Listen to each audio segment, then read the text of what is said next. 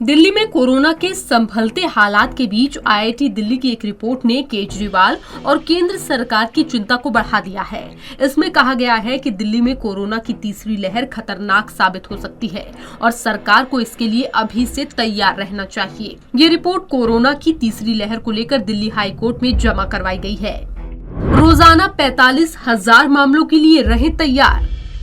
Report में कहा गया है कि कोरोना की तीसरी लहर में राजधानी को रोजाना 45,000 कोरोना के मामलों के लिए तैयार रहना होगा। इस दौरान रोजाना करीब 9,000 लोगों को हॉस्पिटल में एडमिट करने की जरूरत पड़ेगी। दूसरी लहर से 60% ज्यादा होंगे मरीज।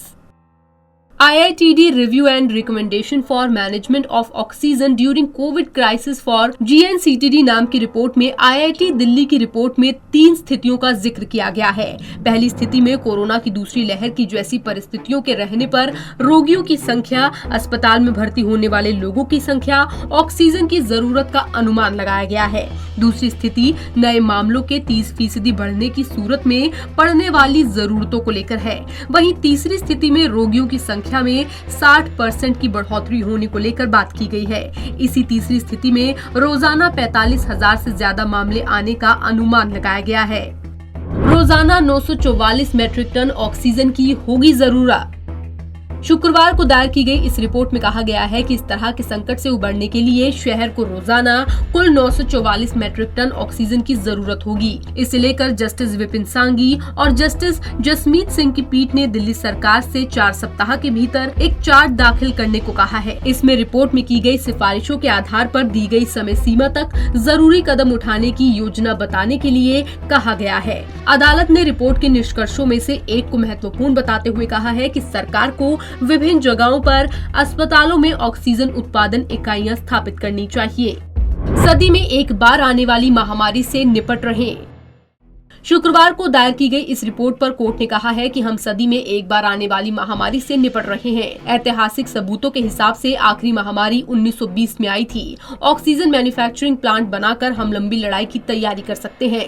आपको इसे सबसे ऊपर रखना चाहिए। इससे स्टोरेज, मूवमेंट, वाष्पीकरण जैसी कई चीजों की राह आसान हो सकती है। तीसरी लहर से पहले तैयारी जरूरी।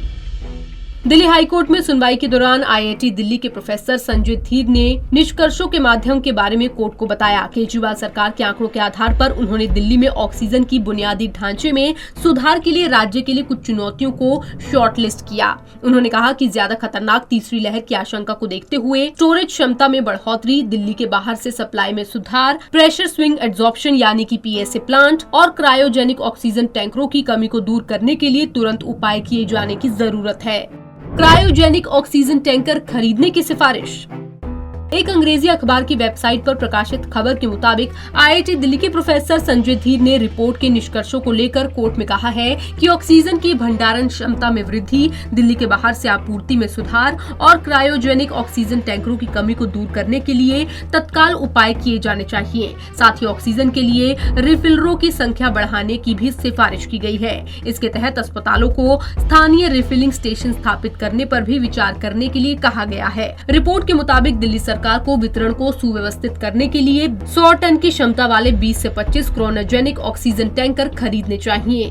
पंजाब केसरी टीवी के लिए ब्यूरो रिपोर्ट।